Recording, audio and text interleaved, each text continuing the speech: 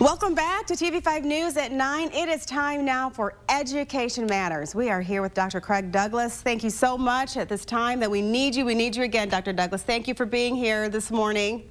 Good morning. And I love our topic today, Dr. Douglas. We are talking about in-person learning. And you know, my daughter, my son, Colliette and Jake, and they started in-person learning this week. So we're talking about what can parents and students expect. You know, I was very apprehensive, but I have found that the students are doing such a great job and the school when they're transitioning through this process. So tell me a little bit about that. I agree, and I'm so grateful that your kiddos are doing so well, and that the schools that have opened thus far have done so well.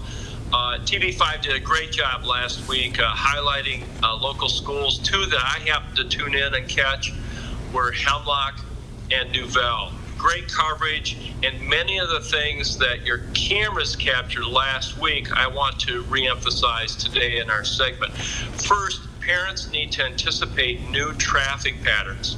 For those schools that are opening in real time, face-to-face, anticipate more parents driving to school, less students riding the bus because of the pandemic. So that means perhaps more congestion and more strategic pathways in and out of school entrances. So anticipate that. I was very impressed, however, with the safety protocols that school buses are putting into place. So I don't mean to convey that riding the school bus is a dangerous thing or a bad thing, because the protocols are excellent. But I do wager that at least initially, more parents will be driving to school. So scout ahead of time. Also, more student walkways and pathways in and out of schools. I was impressed with your coverage of Hemlock, where they've actually added sidewalks into their schools to reduce congestion. Yes. And to, I guess, make the efficiency of going in and out of school a bit better. So I think these types of changes can be anticipated in these face-to-face operations. And I've really seen that too. I've seen that the staff really trying to make sure that the kids are socially distanced on the sidewalks and going into the buildings when they're giving them their temperature checks and all of that. So I think that's very important, like you're saying. Excellent points. Leads to my second big point, and it has expect new protocols. Colette, when you say temperature checks, yes, that's new protocol. So anticipate that there'll be more of these. Directions on where to sit. There'll be less freedom for students. It's going to be much more directed to minimize the social interactions and to maximize social distancing. So look for those kinds of protocols. Hand sanitizing. Yes. Will lockers be used, and how often can students go to lockers? I was talking with a parent just yesterday, and their child has a locker but can only go to the locker morning, lunch, and after school. Yes. So those traffic patterns are going to be altered. Expect new protocols and routines. And face masks, where are they required and when and on whom?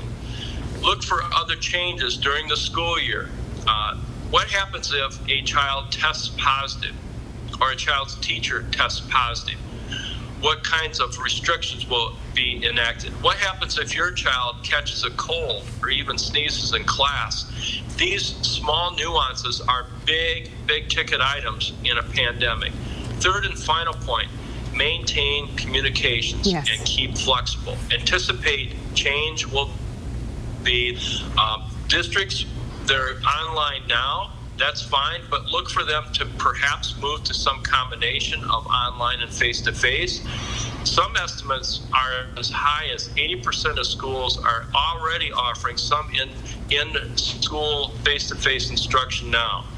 So districts have requirements to report monthly to their boards of education, so anticipate changes will be made. Health departments will be very important in consulting on these things. And I also found that, you know what, Dr. Douglas, which is so important, the school districts as well as the teachers and the staff and the administrators, they are so open to parents' feedback. They are definitely, they want the feedback and what's working, what's not working, how can we improve, and I love that. Yeah, absolutely right. And if there's a need, don't hesitate to yes, voice the need. Don't sit back and be timid. I think it's time to speak up with clarity yes, in terms of what issues may be coming up. That's right. Thank you, Dr. Douglas. Once again, we appreciate it. We appreciate you coming in and just putting our minds at ease. We have to give kudos to all of the students out there, the staff, the support staff, the bus drivers, everyone who they're really doing what they can to keep our students safe, and we appreciate that. Thank you, Dr. Douglas. I totally agree. Everyone's pulling together. They Take are. care and stay well. You as well, Dr. Douglas. For any more information about today's topic, check out the school source page that's on WNEM.com.